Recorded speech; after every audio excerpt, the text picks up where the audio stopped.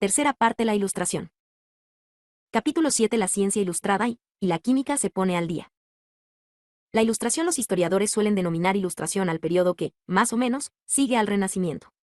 También se da este nombre al movimiento filosófico que alcanzó su punto culminante en la segunda mitad del siglo XVIII. La característica básica de la Ilustración era la creencia en la superioridad de la razón sobre la superstición. Esto conllevaba la idea de que la humanidad estaba inmersa en un proceso de progreso social, de tal modo que el futuro supondría una mejoría con respecto al pasado. Un aspecto de esta mejoría fue el desafío planteado frente a la religión ortodoxa cargada de matices supersticiosos. Tanto la Revolución Americana como la francesa estuvieron justificadas intelectualmente, en parte, por basarse en los derechos humanos, que fueron un principio seguido como guía por los filósofos de la Ilustración, tales como Voltaire, y por activistas como Thomas Paine.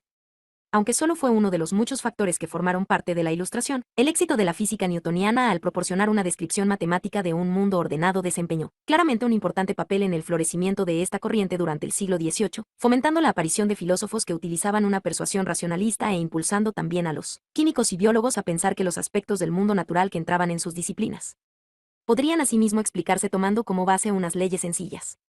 No es tanto el hecho de que Linneo, por ejemplo, modelara sus planteamientos conscientemente basándose en la obra de Newton, sino más bien que la idea de orden y racionalidad, como vía para avanzar en la investigación del mundo, estaba ya arraigada a principios del siglo XVIII y parecía ser el camino obvio que se debía seguir si se quería avanzar. Probablemente no fuera del todo una coincidencia que la revolución industrial se tuviera lugar primero en Inglaterra, más o menos en el periodo comprendido entre 1740 y 1780, antes de extenderse al resto de Europa.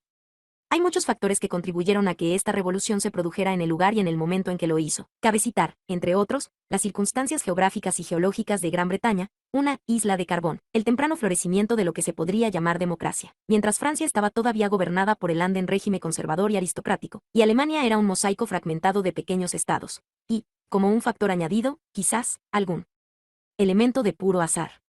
Pero sin duda uno de los factores fue que la visión mecanicista newtoniana del mundo arraigó con mayor rapidez, con firmeza y suficiente naturalidad en el país de origen de Newton.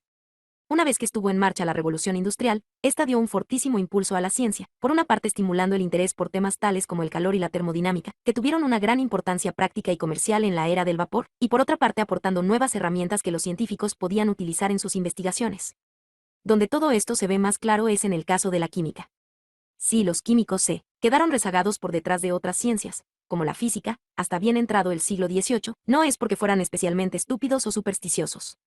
Sencillamente, carecían de herramientas para su trabajo.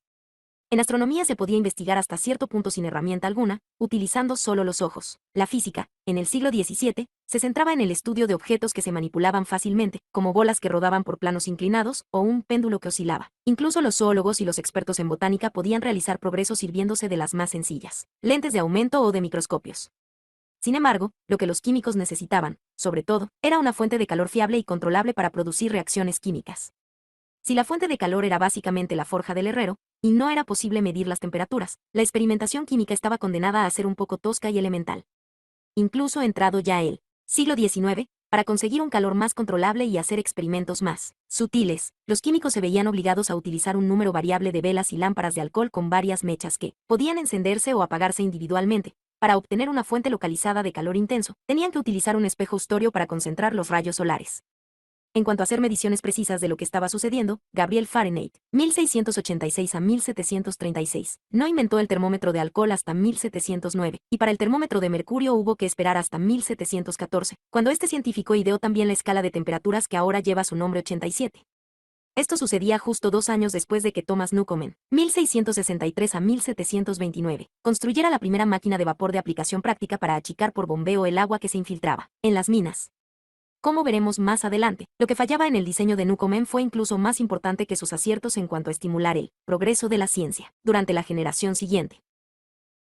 Todos estos factores ayudan a explicar por qué se produjo aquel parón desde Robert Boyle, que estableció las reglas fundamentales para que la química pudiera convertirse en una ciencia, hasta las personas que realmente hicieron de la química una disciplina científica en la época de la Revolución Industrial. A partir de la década de 1740, el avance fue rápido, aunque a veces fuera confuso, y se puede entender. 87 Anders Celsius, 1701 a 1744. No presentó la escala de temperaturas que lleva su nombre hasta 1742. Pensando en la vida de trabajo de un puñado de hombres, la mayoría de los cuales fueron contemporáneos y se conocían entre sí. El lugar de honor le corresponde a Joseph Black, que fue pionero en la aplicación a la química de unas técnicas cuantitativas precisas con las que medía, dentro de lo posible, todo lo que intervenía en una reacción y todo lo que salía de ella. Black nació en Burdeos el 16 de abril de 1728, justo un año después de la muerte de Newton. Este hecho, por sí solo, da una idea de cómo eran los vínculos culturales entre las distintas partes de Europa en aquella época. El padre de Black, Ion, había nacido en Belfast, pero era de ascendencia escocesa, y se estableció en Burdeos como comerciante de vinos. Dado el estado en que se encontraban las carreteras que unían Escocia con el sur de Inglaterra durante los siglos XVII y XVIII, el modo más fácil de viajar desde Glasgow o Edimburgo, o desde Belfast, hasta Londres era hacerlo por mar, y una vez que se había subido a un barco, era casi igual de fácil llegar hasta Burdeos. Además, por supuesto, existía una conexión histórica reciente entre Escocia y Francia, la Old Alliance, que databa de la época en que Escocia era un país independiente y consideraba a Inglaterra su enemigo natural. Un caballero o comerciante escocés como John Black se sentía en Francia como en su propia casa, igual que si estuviera en Gran Bretaña.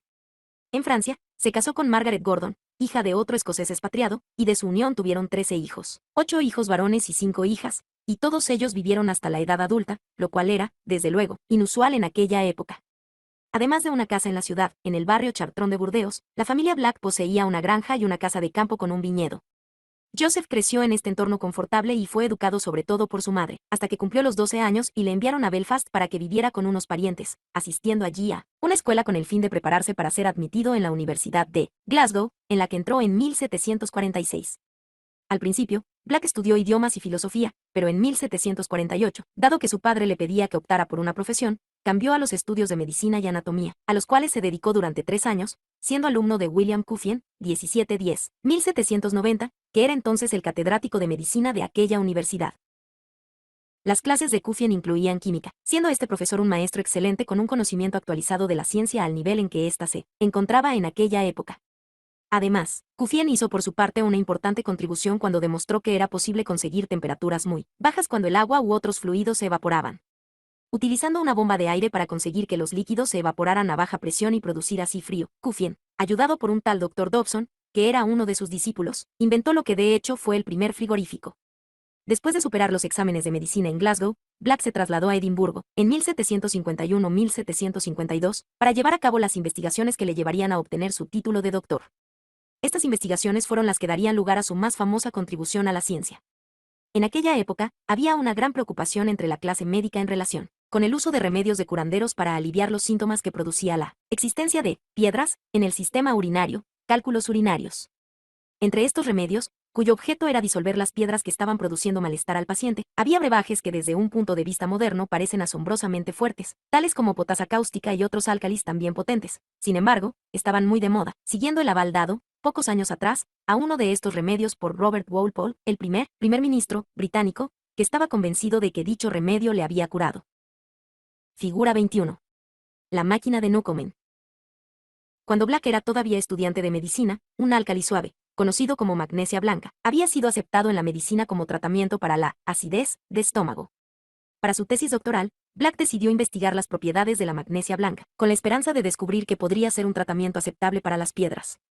Esta esperanza se desvaneció, pero fue el modo de que Black llevara a cabo unas investigaciones que abrían el camino hacia un estudio verdaderamente científico de la química y que le llevaron a descubrir lo que ahora conocemos como dióxido de carbono, demostrando por primera vez que el aire está formado por una mezcla de gases y no por una sustancia única. Para situar todo esto en perspectiva, hay que decir que los químicos de los tiempos de Black reconocían 2 tipos de álcali, suave y cáustico. Los álcalis suaves podían convertirse en álcalis cáusticos si servían con cal apagada, y la cal apagada se obtenía a su vez apagando la cal viva con agua. La cal viva se fabricaba calentando calizas, esencialmente la creta, en un horno, y esta es la clave, ya que se pensaba que las propiedades cáusticas de los materiales eran el resultado de algún tipo de material ígneo procedente del horno que entraba en la cal y se iba transmitiendo a través de los distintos procesos para producir álcalis cáusticos. El primer descubrimiento de Black fue que la magnesia blanca, cuando se calentaba, perdía peso. Dado que no se producía líquido alguno, esto solo podía significar que cierta cantidad de aire había escapado de la magnesia blanca. Entonces descubrió que todos los álcalis suaves se ponen efervescentes cuando se tratan con ácidos, pero no así los álcalis cáusticos. Por lo tanto, la causa de la diferencia entre los 2 tipos de álcalis era que los álcalis suaves contenían aire fijo, es decir, aire no volátil, que se podía liberar por la acción del calor o de un ácido, mientras que los álcalis cáusticos no contenían nada de esto. Dicho de otro modo, las propiedades cáusticas no son el resultado de la presencia de material ígneo.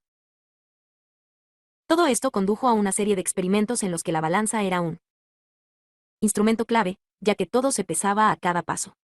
Por ejemplo, Black pesó una cierta cantidad de caliza antes de calentarla para producir cal viva, y también pesó esta sustancia resultante. Añadió a la cal viva una cantidad de agua, después de pesarla, para hacer cal apagada, y también pesó esta última sustancia. Luego añadió una cantidad precisa de álcali suave, que también había pesado, volviendo a convertir la cal apagada en la cantidad de caliza inicial. A partir de los cambios de peso que se producían en las distintas fases del experimento, Black pudo determinar el peso de aire fijo, que se ganaba o se perdía en las diversas reacciones. En otra serie de experimentos relativos al aire, liberado por los álcalis suaves, tales como utilizarlo para apagar una vela encendida, Black demostró que era diferente del aire ordinario, pero debía estar presente en la atmósfera, disperso en ella. En otras palabras, tal como lo diríamos actualmente, el aire es una mezcla de gases. Este descubrimiento era sensacional para la época. Todo este trabajo constituyó la base de la tesis de Black, presentada en 1754 y publicada de forma más desarrollada en 1756. De esta manera, Black no solo obtuvo su doctorado, sino que además se hizo un nombre como químico destacado, en Escocia de forma inmediata, y al poco tiempo, en todo el mundo científico. Después de terminar sus estudios de medicina, Black comenzó a practicarla en Edimburgo, pero, al año siguiente, quedó vacante la cátedra de química en esta ciudad y William Cuffien, el antiguo profesor de Black, fue nombrado para ocupar la plaza. Esto dejó una vacante en Glasgow, para la cual Cuffien recomendó al que había sido su discípulo, que en 1756 se convirtió en catedrático de medicina y profesor de química de la Universidad de Glasgow, además de atender una consulta médica privada, y todo ello a la edad de 28 años. Black era un profesor concienzudo, cuyas clases magistrales eran verdaderamente absorbentes y atraían a Glasgow, y después a Edimburgo, a estudiantes de toda Gran Bretaña, Europa e incluso América, 88 y ejerció una influencia importante en la generación siguiente de científicos. Uno de sus alumnos tomó apuntes detallados de estas clases magistrales, que se publicaron en 1803 y siguieron inspirando a los estudiantes también durante el siglo XIX. Sin embargo, aunque continuó investigando, apenas publicó alguno de los resultados obtenidos. En cambio, sí que lo solía presentar en sus clases para los estudiantes, de licenciatura o en sociedades culturales. De esta manera, lo que aquellos jóvenes tuvieron fue realmente una butaca de primera fila, desde la cual podían presenciar las novedades de la evolución científica. Durante algunos años, Black siguió desarrollando las investigaciones iniciadas sobre los temas de su tesis doctoral, demostrando, entre otras cosas, que también en la respiración de los animales se producía aquel aire fijo, y asimismo en los procesos de fermentación y al quemar carbón. Pero nunca llegó a hacer otros descubrimientos químicos importantes, ya que durante la década de 1760 su atención se centró casi exclusivamente en la física. Trabajos de Black sobre la temperatura. Otra contribución importante de Black a la ciencia es la que se refiere a la naturaleza del calor. El calor era un tema que fascinaba a científicos como Cuffien, Black y sus contemporáneos, no solo por su importancia intrínseca en la química de laboratorio, sino también por el papel que desempeñaba en la incipiente revolución industrial. El invento de la máquina de vapor, del que hablaremos más adelante, es un ejemplo obvio, pero pensemos también en la floreciente industria del whisky que existía en Escocia, que utilizaba enormes cantidades de combustible para convertir. 88 Uno de los discípulos de Black, Benjamin Ross, 1746 a 1813, se convirtió en el primer catedrático de química de Estados Unidos, en el Philadelphia College, en 1769. Los líquidos en vapor y tenía luego que retirar una cantidad igualmente grande de calor de los vapores para condensarlos y obtener de nuevo líquido. Existían razones eminentemente prácticas para que Black investigara estos problemas a principios de la década de 1760, aunque también es probable que su interés por lo que sucede cuando se evaporan los líquidos estuviera fomentado por su estrecha relación con Cuffien. Black investigó el conocido fenómeno consistente en que, cuando se funde el hielo, se mantiene a la misma temperatura mientras el sólido se está convirtiendo en líquido. Aplicando su procedimiento cuantitativo y habitualmente meticuloso, realizó mediciones que demostraban que el calor necesario para fundir una cantidad determinada de hielo, convirtiéndolo en agua a la misma temperatura, era la misma cantidad de calor que se necesitaba para elevar la temperatura de aquella cantidad de agua desde el punto de fusión hasta los 140° Fahrenheit, 60 grados centígrados. Black denominó calor latente al calor que el sólido absorbe mientras se funde convirtiéndose en líquido a la misma temperatura, y comprobó que era la presencia de este calor lo que hacía que el agua fuera líquida en vez de sólida, realizando una distinción crucial entre los conceptos de calor y temperatura. De un modo similar, existe un calor latente asociado con la transición del agua líquida a vapor, o de cualquier otro líquido a su estado de vapor correspondiente, y Black investigó este fenómeno también cuantitativamente. Asimismo fue él quien dio el nombre de calor específico a la cantidad de calor que se necesita para aumentar en un valor determinado la temperatura de una cierta cantidad de una sustancia. Según la acepción moderna sería la cantidad de calor necesaria para aumentar 1 grado centígrado la temperatura de 1 gramo de cualquier sustancia. Dado que el agua tiene siempre el mismo calor específico, si, por ejemplo, a medio kilo de agua que se encuentra a su temperatura de congelación, 0 grados centígrados, se le añade otro medio kilo de agua que está a su temperatura de ebullición, 100 grados centígrados, el resultado es 1 kilogramo de agua a 50 grados centígrados, es decir, la temperatura media entre las dos temperaturas iniciales. El primer medio kilo de agua aumenta su temperatura en 50 grados centígrados, mientras que en el otro medio kilo disminuye la temperatura en una cantidad igual. Sin embargo, debido a que, por ejemplo, el hierro tiene un calor específico mucho mayor que el del agua, si se vierte medio kilo de agua a 100 grados centígrados sobre medio kilo de hierro a 0 grados centígrados, la temperatura del hierro aumentaría en mucho menos de 50 grados centígrados. Black explicó todos estos descubrimientos en el University Philosophical Club el 23 de abril de 1762, pero nunca los publicó por escrito de una manera formal. Para sus experimentos sobre el vapor, Black tuvo la ayuda de un joven fabricante de instrumentos que trabajaba en la universidad, llamado James Watt, que hizo algunos aparatos para Black, al mismo tiempo que realizaba sus propias investigaciones sobre el vapor. Ambos llegaron a ser buenos amigos y nadie se sintió más gratificado que Black cuando los trabajos de Watt sobre máquinas de vapor le trajeron a este fama y riqueza. El propio Black se marchó de Glasgow en 1766, cuando fue nombrado catedrático de química de la Universidad de Edimburgo, donde sucedió a William Cullen. Black fue médico y amigo de Adam Smith, David Hume y el pionero de la geología, James Hutton, entre otros. Nunca se casó. En cuanto a las técnicas de química analítica que había inventado, dejó para otros el desarrollo de las mismas, que lo hizo sobre todo Antoine Lavoisier, pero pasó a la posteridad como una figura de alto nivel de la Ilustración escocesa. Aunque ocupó su cátedra hasta morir, Black fue debilitándose cada vez más hacia el final de su vida y dio su última serie de clases magistrales durante el curso académico 1796 a 1797. Tuvo una apacible muerte, acaecida el 10 de noviembre de 1799, a los 71 años de edad. La máquina de vapor, Thomas Newcomen, James Watt y la revolución industrial. Aunque este libro no es una historia de la tecnología, al igual que no es una historia de la medicina, vale la pena examinar brevemente los logros de James Watt, el amigo de Black, porque estos logros fueron un paso especialmente significativo hacia el tipo de sociedad en que vivimos actualmente, una sociedad basada en la ciencia. El aspecto especial del caso de Watt es que fue la primera persona que tomó unas cuantas ideas que estaban en el filo de lo que era la investigación científica en su tiempo y las aplicó para realizar un avance tecnológico importante. El hecho de que estuviera trabajando en una universidad, en contacto directo con los investigadores que estaban logrando notables avances científicos 89, fue un precedente del modo en que trabajan las industrias modernas de alta tecnología. 89 Entre sus amigos, además de Black, se encontraba James Hutton, con el que participó en expediciones geológicas que disponen de laboratorios estrechamente relacionados con la investigación. En la segunda mitad del siglo XVIII, las mejoras que hizo Watt en la máquina de vapor fueron realmente de alta tecnología. Fue el estilo global del proyecto de Watt el que señaló el camino para el desarrollo de la tecnología durante los siglos XIX y XX. Watt nació en Greenock, Clydeside, el 19 de enero de 1736. Su padre, que se llamaba también James, fue un carpintero naval que había diversificado sus actividades para ser también abastecedor de buques, constructor, naviero y comerciante, con lo cual podía construir un barco, equiparlo, proveer una carga y enviarlo para que el cargamento se vendiera en un puerto extranjero. La madre, Agnes, había tenido 3 hijos antes de que naciera el joven James, pero todos ellos murieron jóvenes. Un quinto hijo, John, nació 3 años después de James y sobrevivió a la infancia, pero desapareció en el mar siendo aún joven, cuando navegaba en un barco de su padre. El joven James Watt fue criado en un ambiente confortable y recibió una buena educación básica en la escuela local, aunque sufría de migrañas y se le consideraba delicado físicamente. Mostraba más interés por el taller de su padre que por la escuela y realizaba modelos con funcionamiento real de distintas máquinas, así como otros artilugios, entre otros un organillo. No fue enviado a la universidad porque la intención de su padre era que se hiciera cargo del negocio naval, naviero de la familia.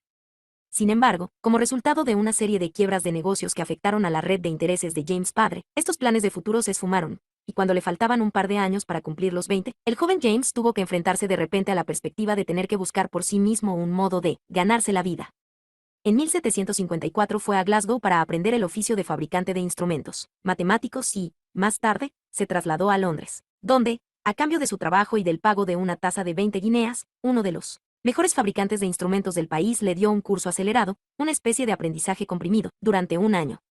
Regresó a Escocia en 1756 con la intención de empezar con un negocio en Glasgow, pero se lo impidieron los poderosos gremios de artesanos, alegando que no había realizado un aprendizaje tradicional. Sin embargo, al año siguiente, le concedieron un taller y alojamiento dentro del recinto universitario, donde se convirtió en fabricante de instrumentos matemáticos para la universidad, pudiendo también aceptar trabajos particulares. La universidad tenía poder para hacer lo que quisiese dentro de sus propias instalaciones, y una de las cosas que ciertamente disgustaban a personas como Adam Smith, que entonces ocupaba una cátedra en Glasgow, era el modo en que los gremios ejercían su poder. Bat, más o menos, se ganaba la vida en su nuevo puesto de trabajo y tuvo tiempo para dedicarse a hacer algunos experimentos con la fuerza del vapor, animado sobre todo por uno de los alumnos que estudiaban entonces en Glasgow, John Robinson, quien, en 1759, sugirió a Bat la posibilidad de que la fuerza del vapor sirviera para impulsar un carruaje. Aunque estos experimentos no dieron resultado alguno, sí parece que Bat tenía ya una idea de lo que podría ser la máquina de vapor cuando le pidieron, durante el invierno de 1763 a 1764, que reparara un modelo con funcionamiento real de la máquina de Newcomen, que la universidad había adquirido y que presentaba el problema de que, siendo de funcionamiento real, sin embargo no funcionaba. Thomas Newcomen, 1664 a 1729, y su ayudante John Cally habían construido en 1712 la primera máquina de vapor que funcionó correctamente. La habían instalado en una mina de carbón cerca de Dudley Castle, en la región central de Inglaterra. Aunque otras personas habían experimentado ya anteriormente con la fuerza del vapor, esta fue la primera máquina que se pudo utilizar para realizar un trabajo útil, achicando por bombeo el agua de la mina. La característica principal del diseño de Newcomen era que contenía un cilindro vertical con un émbolo, construido de tal manera que el émbolo se encontraba unido a un contrapeso mediante una viga. En condiciones normales, el peso cae y levanta el émbolo hasta el extremo superior del cilindro. Para hacer que la máquina funcione, el cilindro que está debajo del émbolo se llena de vapor. A continuación, se rocía con agua fría el interior del cilindro, haciendo que el vapor se condense, con lo que se crea un vacío parcial. La presión atmosférica impulsa el émbolo hacia abajo, entrando este en el espacio vacío, a pesar del contrapeso. Cuando el émbolo llega a la parte inferior del cilindro, se deja que el vapor vuelva a entrar por debajo del émbolo igualando la presión, o incluso aumentándola, ligeramente por encima de la presión atmosférica, aunque esto no es necesario, de tal forma que el contrapeso pueda levantar de nuevo el émbolo hasta la parte superior del cilindro. Después, este ciclo se repite una y otra vez. 90 después de haber reparado los mecanismos de aquel modelo de la máquina de Newcomen, Bat se dio cuenta de que, cuando se avivaba el fuego y el pequeño calentador de agua de la máquina se llenaba de vapor, este se agotaba del todo en muy pocos recorridos del émbolo, aunque se suponía que era un modelo a escala perfecto de una máquina que tendría que funcionar durante mucho más tiempo. Bat constató que esto se debía a lo que se conoce como efecto de escala. Isaac Newton había señalado en su Aptics que un objeto pequeño pierde calor más rápidamente que uno grande que tenga la misma forma. La razón es que el calor escapa a través de la superficie y que cuanto más pequeño es un objeto, mayor es la superficie en proporción a su volumen, que es el que almacena el calor. Sin embargo, en vez de limitarse a encogerse de hombros y aceptar que el modelo a escala nunca podría funcionar igual de bien que la máquina real, Bat comenzó a examinar detenidamente los principios científicos en que se basaba el funcionamiento de la máquina, para ver si conseguía aumentar su eficacia, teniendo en cuenta que, en consecuencia, las mejoras valdrían a sí mismo para que las máquinas de vapor de tamaño real fueran mucho más eficientes que las máquinas de Newcomen. Bat constató que, en la máquina de Newcomen, la mayor pérdida de calor era la que resultaba de la necesidad de enfriar todo el cilindro en cada recorrido del émbolo. Al ser de metal, dicho cilindro tenía un elevado calor específico, y calentarlo luego de nuevo hasta por encima de la temperatura de ebullición del agua, para poder llenarlo otra vez de vapor. Se dio cuenta de que la solución era utilizar dos cilindros, uno de los cuales se mantenía caliente durante todo el recorrido del émbolo, mientras que el otro se mantenía frío durante todo el tiempo. En los primeros modelos esto se hacía sumergiéndolo en un depósito de agua. Cuando el émbolo estaba en el punto más alto de su recorrido, se abría una válvula para que el vapor fluyese del cilindro caliente al cilindro frío, donde se condensaba. 90 Dado que es la presión atmosférica la que impulsa el émbolo hacia abajo, a la máquina de vapor de Newcomen se le denomina a veces máquina atmosférica. Fue Bat quien introdujo el vapor como fluido impulsor en sus diseños, y es por esto por lo que a menudo se presenta a Bat como el inventor de la máquina de vapor, a pesar de la máquina de Newcomen también utilizaba vapor, creando así el vacío parcial que era necesario. En la parte inferior del recorrido, esta válvula se cerraba y otra válvula se abría, dejando que un vapor más frío entrara en el cilindro que aún estaba caliente. Había muchas otras mejoras, incluido el uso de vapor caliente a presión atmosférica para impulsar el émbolo hacia abajo desde la parte superior, contribuyendo así a mantener caliente el cilindro que estaba funcionando, pero el avance fundamental fue el condensador separado. Figura 22. La máquina de vapor de Bat. En el transcurso de estos experimentos, Bat se encontró con el fenómeno del calor latente, unos pocos años después de que Black lo descubriera. Parece ser que no se había enterado de lo que había hecho Black, lo cual no sorprende, ya Cine Black nunca publicaba cosa alguna, pero comentó sus descubrimientos con Black, el cual le puso al día, ayudándole a seguir mejorando su máquina. Lo que Wall observó fue que, si se añadía una parte de agua hirviendo a 30 partes de agua fría, el aumento en la temperatura del agua fría apenas era perceptible. Pero, si una cantidad comparativamente pequeña de vapor, a la misma temperatura que el agua hirviendo, por supuesto, se mezcla con el agua fría, pronto hace que el agua hierva. Ahora sabemos que se debe a que el calor latente que se libera C en forma de vapor 91 se condensa, convirtiéndose en agua. Bath patentó su máquina de vapor en 1769, pero no fue un éxito comercial inmediatamente. Su ocupación principal entre 1767 y 1774 fue el trabajo de supervisor de los canales escoceses, incluido el Canal de Caledonia. Se había casado en 1763, pero su primera esposa, Margaret, falleció en 1773, dejándole 2 hijos, y en 1774. Bath se trasladó a Birmingham, donde formó parte de un grupo con inquietudes científicas conocido como la Lunar Society, porque se reunían una vez al mes, en el que estaban también Joseph Priestley, Josiah Wedgwood y Erasmus Darwin. Estos dos últimos eran los abuelos de Charles Darwin. Fue en Birmingham donde Bath se asoció con Matthew Boulton, 1728 a 1809, a quien había conocido por mediación de Erasmus Darwin, y esta asociación fue lo que les condujo al éxito comercial de sus máquinas de vapor. Bath también inventó y patentó muchos detalles para mejorar las máquinas, como, por ejemplo, un regulador automático para cerrar la entrada de vapor si la máquina estaba funcionando con demasiada rapidez. Bath se volvió a casar en 1775 y tuvo un hijo y una hija con su segunda esposa, Anne. Se retiró de sus negocios de máquinas de vapor en 1800, a los 64 años de edad, pero siguió diseñando inventos hasta su muerte, acaecida en Birmingham el 25 de agosto de 1819. Experimentos con la electricidad. Joseph Priestley, del mismo modo que Bath desarrolló la máquina de vapor basándose en principios científicos, también la importancia del vapor en la revolución industrial fomentó el desarrollo continuado del estudio de la relación existente entre el calor y el movimiento, termodinámica, en el siglo XIX. A su vez, esto llevó al desarrollo de máquinas más eficientes, por lo que tenemos aquí un ejemplo clásico de simbiosis entre ciencia y tecnología. Sin embargo, mientras Boulton y Bath desempeñaban su 91 en sentido estricto, de la misma manera que el vapor de agua se condensa. Este vapor al que nos referimos es una mezcla de vapor de agua y pequeñas gotas de agua muy caliente. Papel dentro de la revolución industrial. Durante el último cuarto del siglo XVIII, uno de sus amigos de la Lunar Society, Joseph Priestley, daba el siguiente gran paso hacia adelante dentro de la química, a pesar de que la ciencia estaba lejos de ser lo más importante en su vida. Priestley nació en Fieldead, cerca de Leeds, el 13 de marzo de 1733. Su padre, James, que era tejedor y también hacía ropas, trabajaba en sus telares en la misma casa en que vivía 92. James Priestley era calvinista. Su esposa, Mary, dio a luz a 6 hijos en 6 años y luego murió durante el invierno excepcionalmente duro de 1739 a 1740. Joseph nació el primero y, como sus hermanos iban llegando en una rápida sucesión, fue enviado a vivir con su abuelo materno y apenas conoció a su madre. Al morir esta, volvió a la casa paterna, pero a James le resultó imposible hacerse cargo de todos los niños y del trabajo al mismo tiempo, por lo que Joseph, que entonces tenía alrededor de 8 años, fue a vivir con una tía que no tenía hijos y cuyo marido murió poco después de que el niño llegara a la casa. La tía de Joseph era también calvinista y además muy practicante de su religión, por lo que se aseguró de que el muchacho recibiera una buena educación en las escuelas locales, en las que todavía se enseñaba sobre todo latín y griego, y le animó para que siguiera la carrera eclesiástica y se hiciera pastor de la iglesia calvinista. A pesar de ser tartamudo, Priestley consiguió su objetivo. En 1752 fue a estudiar a una academia no conformista. Estas academias, que no eran necesariamente tan grandes como su nombre sugiere, algunas estaban formadas por un par de maestros y un grupito o 2 de alumnos, tenían su origen en la misma ley de uniformidad de 1662 que había llevado a John Ray a abandonar Cambridge. Cuando alrededor de 2000 no conformistas fueron expulsados de sus parroquias como resultado de esta ley, la mayoría de ellos se convirtieron en profesores particulares. Como hizo en realidad el propio Rey, pues esta era la única posibilidad que tenían para ganarse la vida. En 1689, después de la Revolución Gloriosa, se promulgó una ley de tolerancia que permitió a los no conformistas desempeñar un papel más amplio en la sociedad y fundar unas 40 academias dedicadas a la formación de pastores de la Iglesia no conformista. 92. La clásica industria familiar que pronto sería reemplazada por fábricas que utilizaban la fuerza del vapor.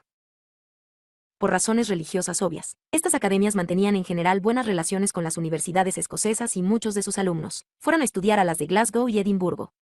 Las academias florecieron a mediados del siglo XVIII y contaron, entre otros, con alumnos de la talla de Daniel Defoe, Thomas Moulses y William Hazlitt, pero posteriormente empezaron a declinar a medida que los no conformistas se iban integrando plenamente en la sociedad y recibieron de nuevo permiso para enseñar en escuelas y colleges de la red principal. En 1755, tras terminar sus estudios, Priestley ejerció como pastor calvinista en Needham Market, Suffolk, donde espantó a muchos de sus parroquianos por ser arriano, por decirlo así, era un no conformista inconformista.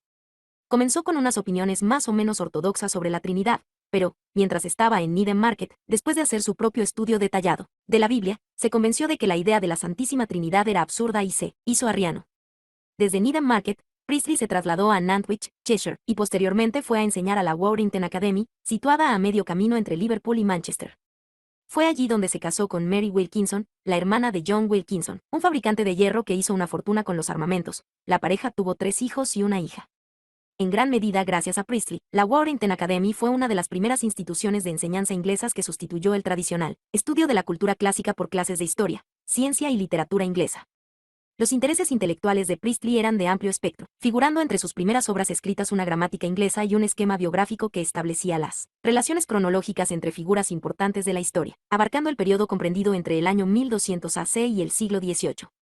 Fue una obra tan impresionante que, en 1765, se le concedió a Priestley el título de doctor en leyes por la Universidad de Edimburgo. Aquel mismo año, durante una visita a Londres, adoptó la costumbre de pasar un mes en Londres cada año. Priestley conoció a Benjamin Franklin y a otros científicos interesados por la electricidad, llamados entonces electricistas, que le animaron a realizar sus propios experimentos. En uno de estos, Priestley demostró que no hay fuerza eléctrica en el interior de una esfera hueca cargada. Sugirió, entre otras cosas, que la electricidad obedecía a una ley del inverso del cuadrado, y gracias a esta obra, resultó elegido miembro de la Royal Society en 1766.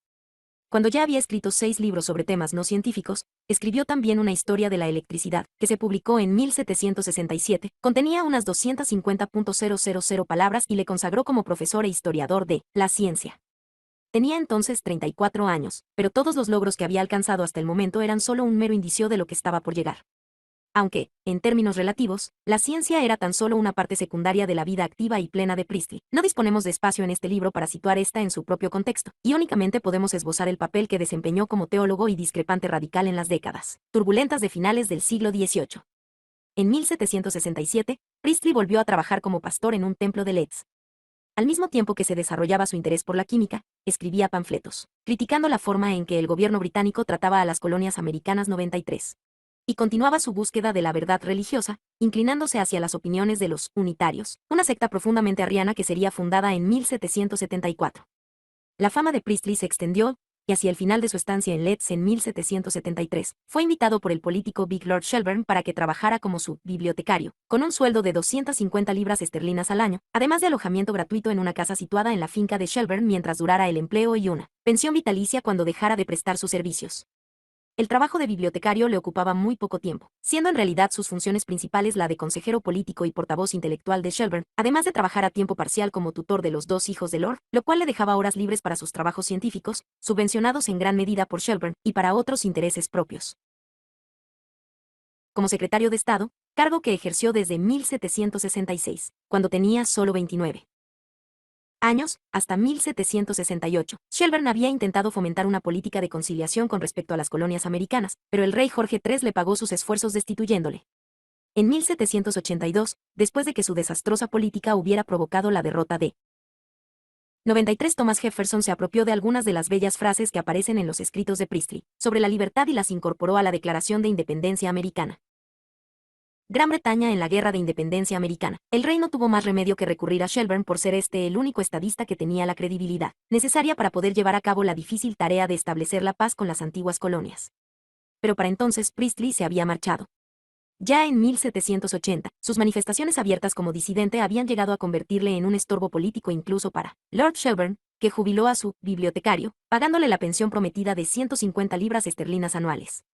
Priestley se trasladó a Birmingham, donde se alojó en una vivienda que le había facilitado su rico cuñado, trabajó como pastor de la iglesia y, de un modo u otro, vivió bastante confortablemente. Durante este periodo de su vida fue miembro activo de la Lunar Society. En Birmingham, Priestley continuó haciendo declaraciones en contra de la Iglesia de Inglaterra y, del mismo modo que había simpatizado con la causa de los habitantes de las colonias americanas, declaró abiertamente sus simpatías por la Revolución Francesa, que inicialmente fue un movimiento popular democrático.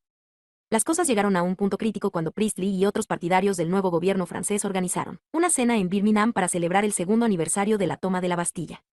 Sus contrarios, competidores políticos o económicos ansiosos de encontrar una oportunidad para atacar a sus rivales, organizaron un tropel de chusma que primero se dirigió al hotel donde se había celebrado la cena, pero luego, tras comprobar que los comensales se habían ido ya, se dedicaron a causar destrozos, quemando y saqueando las casas y los templos de los disidentes. Priestley escapó a tiempo, pero su casa fue destrozada, junto con su biblioteca, sus manuscritos y su equipamiento científico.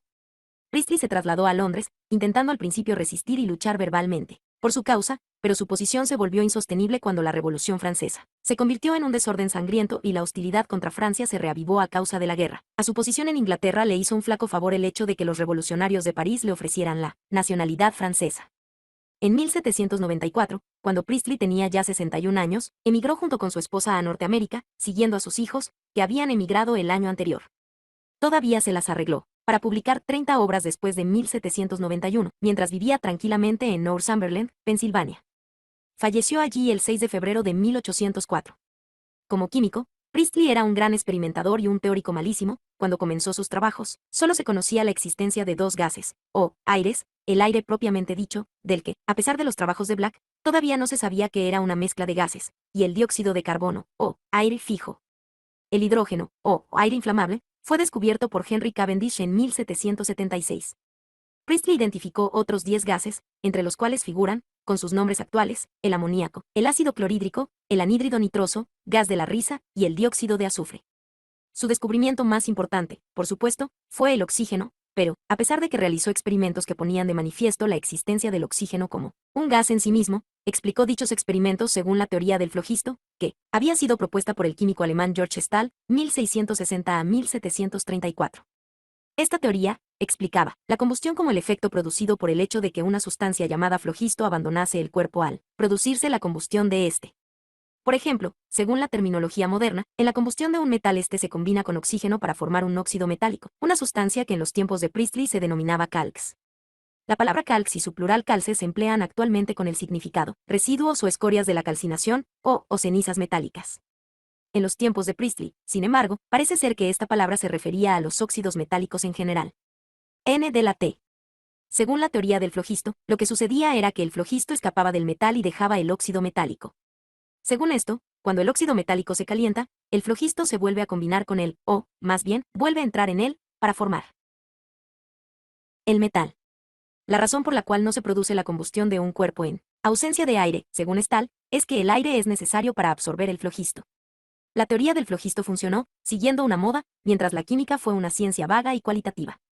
Pero, en cuanto Black y sus sucesores empezaron a realizar mediciones precisas de todo aquello que participaba o resultaba de una reacción química, la teoría del flogisto se vio condenada a desaparecer, ya que solo podía ser cuestión de tiempo que alguien se diera cuenta de que los cuerpos son más pesados después de la combustión, y no más ligeros, lo cual sugiere que algo entra en, o se combina con, ellos, en vez de liberarse saliendo de ellos. Lo sorprendente es que Priestley no se diera cuenta de esto, aunque habría que recordar que solo era químico a tiempo parcial y tenía muchas otras cosas en su cabeza, de modo que quedó para el francés Antoine Lavoisier la tarea de establecer la relación entre la combustión y el oxígeno, que derribó los cimientos de la teoría del flogisto. Priestley comenzó sus experimentos sobre los aires durante la época que pasó en Leeds, donde vivía cerca de una fábrica de cerveza. El aire que se encontraba directamente sobre la superficie del líquido que fermentaba en las cubas se había identificado recientemente como el aire fijo de Black, y Priestley se dio cuenta de que allí tenía un laboratorio ya preparado, en el que podía experimentar con grandes cantidades de este gas. Descubrió que el gas formaba una capa de aproximadamente 23 a 30 centímetros de espesor sobre el líquido en fermentación y que, aunque una vela encendida se apagaba al situarla dentro de esta capa, el humo se quedaba allí.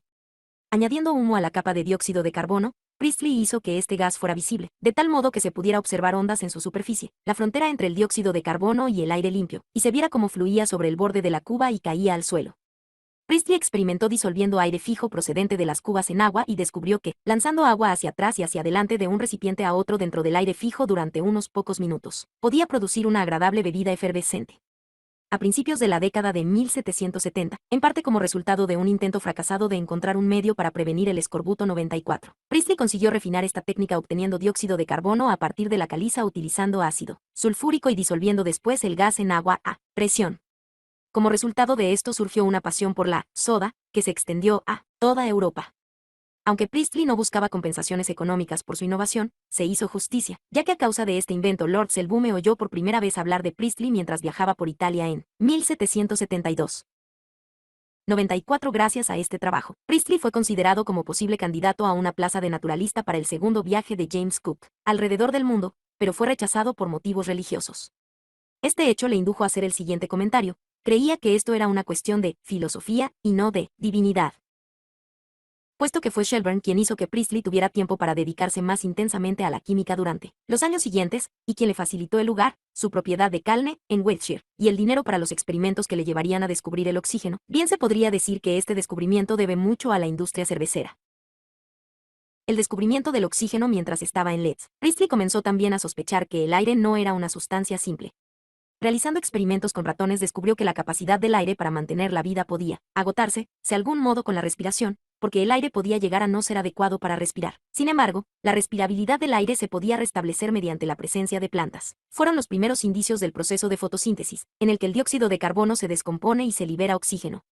Pero Priestley descubrió el oxígeno, es decir, el gas que se agota durante la respiración, estando en Calne, el 1 de agosto de 1774, cuando calentó óxido rojo de mercurio concentrando los rayos solares mediante una lente de 12 pulgadas de diámetro, unos 30 cm, sobre una muestra contenida en un recipiente de cristal. Cuando aquel óxido dio lugar a la forma metálica del mercurio, se liberó un gas, lo que Priestley y sus contemporáneos llamaban un aire. Pasó cierto tiempo hasta que Priestley descubrió que aquel nuevo aire que había fabricado era mejor que el aire ordinario para la respiración. En el transcurso de una larga serie de experimentos, descubrió en primer lugar que una vela encendida sumergida en aquel gas llameaba con un brillo inusual, y finalmente, el 8 de marzo de 1775, introdujo un ratón adulto en un recipiente sellado lleno del nuevo aire. Priestley sabía por sus experimentos que un ratón de aquel tamaño podía vivir durante un cuarto de hora en la misma cantidad de aire ordinario. Sin embargo, este ratón correteó en el recipiente durante media hora y luego, cuando ya lo habían sacado del recipiente, aparentemente muerto, revivió en cuanto entró en calor junto al fuego. Por precaución, admitiendo la posibilidad de haber elegido un ratón extraordinariamente resistente, Priestley, en sus anotaciones relativas al experimento, escribió tan solo que aquel nuevo aire era al menos tan bueno como el aire ordinario. No obstante, otros experimentos posteriores demostraron que, en cuanto al mantenimiento de la respiración, el nuevo aire era entre 4 y 5 veces mejor que el aire ordinario. Esto concuerda con el hecho de que solo alrededor del 20% del aire que respiramos es realmente oxígeno. En realidad, el químico sueco Kari Schiele, 1742 a 1786, tenía un derecho preferente sobre el descubrimiento de Priestley, ya que se conservan unas anotaciones de laboratorio realizadas por Schiele en las que éste constata que en 1772 se había dado cuenta de que el aire era una mezcla de dos sustancias, una de las cuales evita la combustión, mientras que la otra la induce. Mediante otras técnicas diferentes, había preparado muestras del gas que fomenta la combustión cuando se calienta el óxido de mercurio, pero no se apresuró a publicar este descubrimiento inmediatamente. Escribió sobre ello en un libro que preparó en 1773, pero que no publicó hasta 1777. Las noticias relativas a estos trabajos no se difundieron en el mundo científico hasta poco antes de que Priestley llevara a cabo sus experimentos en agosto de 1774. Parece ser que Priestley desconocía el descubrimiento de Schiele en aquella época, pero en septiembre de 1774, mientras Priestley estaba todavía realizando sus experimentos, Schiele escribió sobre los que había hallado en una carta dirigida a Lavoisier. Schiele hizo otros muchos descubrimientos de gran importancia para la química, pero trabajó como farmacéutico, publicó solo un libro y rechazó varias ofertas de cargos académicos. Además, murió joven, a los 43 años de edad. Esta combinación de circunstancias ha tenido como consecuencia que a veces se pase por alto su obra cuando se habla de la historia de la química en el siglo XVIII.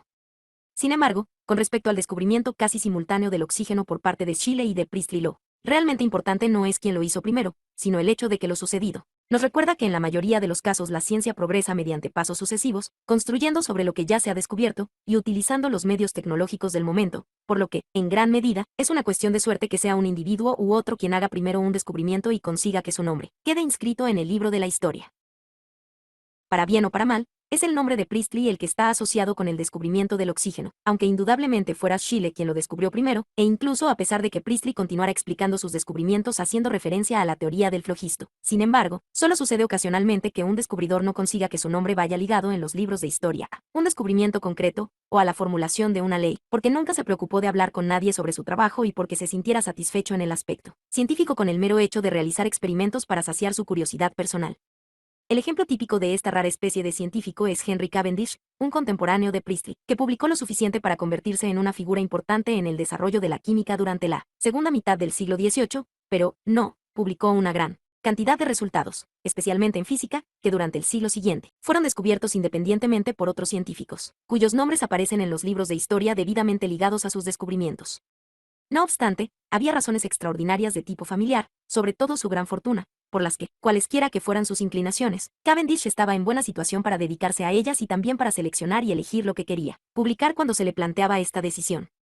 Cavendish procedía, no de una, sino de dos de las más ricas e influyentes familias aristocráticas que había en Inglaterra en aquella época. Su abuelo paterno fue William Cavendish, el segundo duque de Devonshire, y su madre, Anne de Grey, era hija de Henry de Grey, duque de Kent, y 12º conde, que fue ascendido al rango de duque en 1710. Como cuarto de 5 hermanos varones, había también 6 hermanas. El padre de Henry, Charles Cavendish, 1704 a 1783, no tenía ningún gran título propio, pero la posición de la familia Cavendish era tal que Charles fue conocido durante toda su vida como Lord Cavendish. Si hubiera sido realmente un lord, su hijo Henry habría sido el honorable Henry Cavendish, Esquire, del mismo modo que Robert Boyle, hijo de un conde, había sido el honorable. De hecho, Henry Cavendish recibió este tratamiento mientras vivió su padre, pero, en cuanto su padre murió, hizo saber que prefería ser llamado sencillamente Henry Cavendish, Esquire. Ambas ramas de la familia tenían interés por la ciencia. A partir de 1736, durante 10 años o más, el duque de Kent y su familia fomentaron la realización de trabajos de física y astronomía, sobre todo dando al astrónomo Thomas Wright, de cuya obra hablaremos en el capítulo 8, un empleo como preceptor de la duquesa y dos de las hijas del duque, Sophia y Mary, aunque no de Anne, que, además de abandonar pronto el hogar, murió joven, de tuberculosis, en 1733. Wright hizo también trabajos de agrimensura en la finca y llevó a cabo observaciones astronómicas desde allí mismo, informando sobre las mismas a la Royal Society durante la década de 1730. Su trabajo docente continuó incluso después del fallecimiento del duque acaecido en 1740. Dada la relación familiar existente, tanto Lord Charles como Henry Cavendish visitaron las propiedades del duque de Kent mientras Wright estaba allí. Se sabe con certeza que estuvo allí al menos hasta que Henry cumplió 15 años, y necesariamente tuvieron que conocerle. Por lo que es seguro que discutirían de astronomía con él.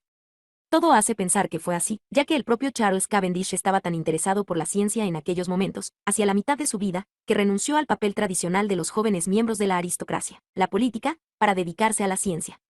Como era de rigor, más o menos, para alguien de su posición, en 1725 Charles fue elegido miembro de la Cámara de los Comunes, un nombre de lo más inapropiado para los miembros que la componían en aquellos días, donde prestó servicios junto con uno de sus hermanos, un tío, 2 cuñados y un primo hermano.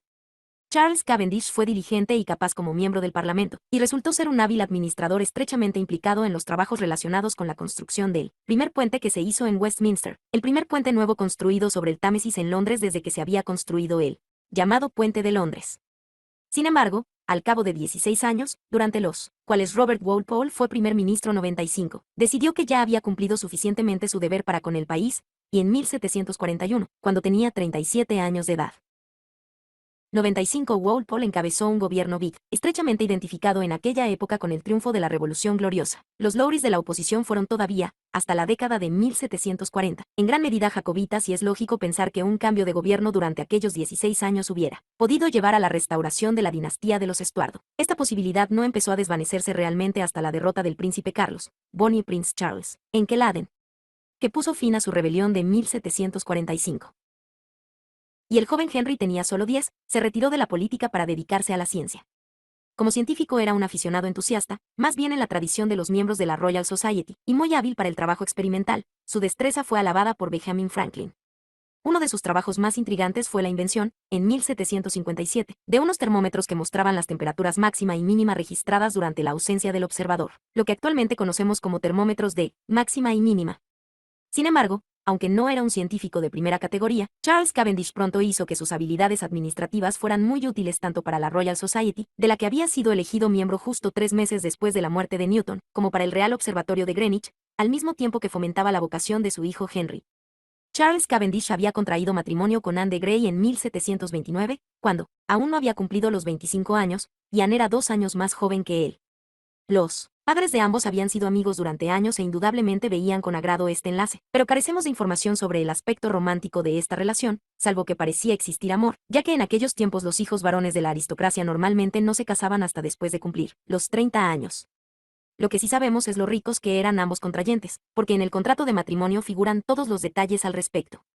Charles tenía las tierras y la renta que su padre le había dado, y Arme aportaba una renta, valores y la promesa de una herencia sustanciosa.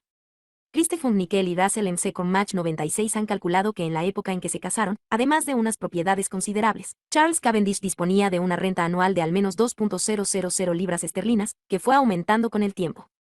Hay que pensar que en aquella época 50 libras esterlinas anuales era una cantidad suficiente para vivir y que 500 libras esterlinas eran una renta suficiente para que un caballero pudiera llevar una vida confortable.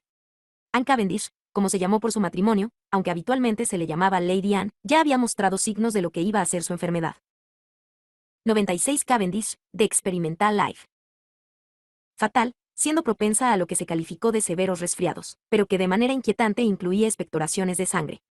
En el invierno de 1730 a 1731, que fue muy duro, la pareja viajó al continente, visitando primero París y trasladándose después a Niza, lugar que estaba considerado como muy conveniente para las personas que convalecían de enfermedades pulmonares, con mucho sol y aire puro.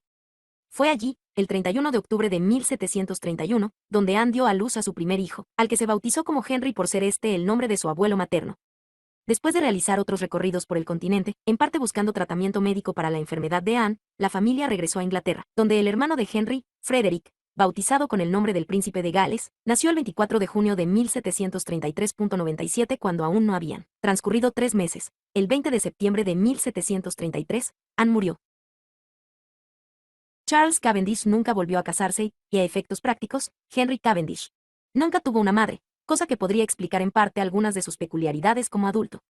5 años más tarde, en 1738, Charles Cavendish vendió sus propiedades rurales y se estableció con sus 2 hijos en una casa situada en la Great Marlborough Street, en Londres, lo cual resultaba muy conveniente para sus trabajos en equipo, tanto científicos como en la administración pública.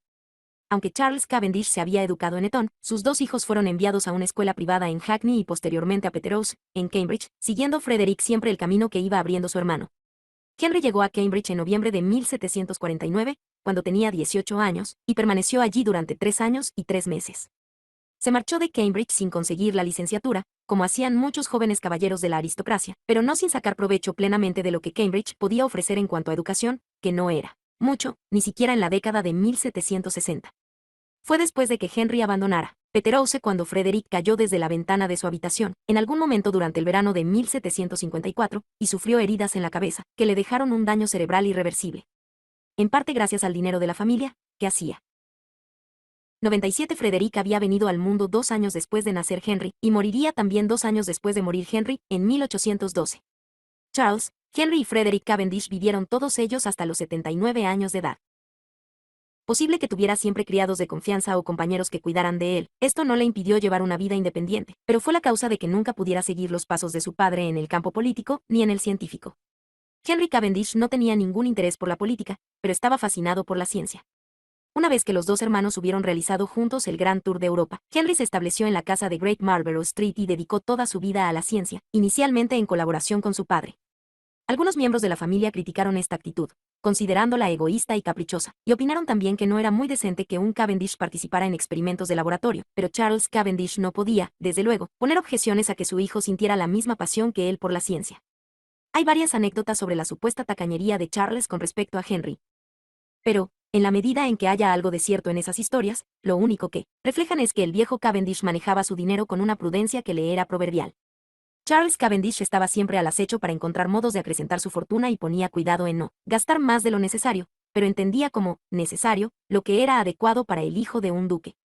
Algunas historias dicen que, mientras su padre vivió, Henry recibió una asignación de tan solo 120 libras esterlinas al año, que, por otra parte, habría sido más que adecuada, puesto que vivía en la casa familiar con todo pagado. Otras historias, más plausibles, dicen que su asignación era de 500 libras al año, la misma suma que Charles Cavendish había recibido de su padre en la época en que se casó. Lo que es indudablemente cierto es que Henry Cavendish no se interesaba en absoluto por el dinero, del modo en que únicamente la gente muy rica puede sentir desinterés por el dinero. Por ejemplo, poseía solo un traje, que vestía cada día, hasta que estaba gastado, y entonces se compraba otro del mismo estilo pasado de moda.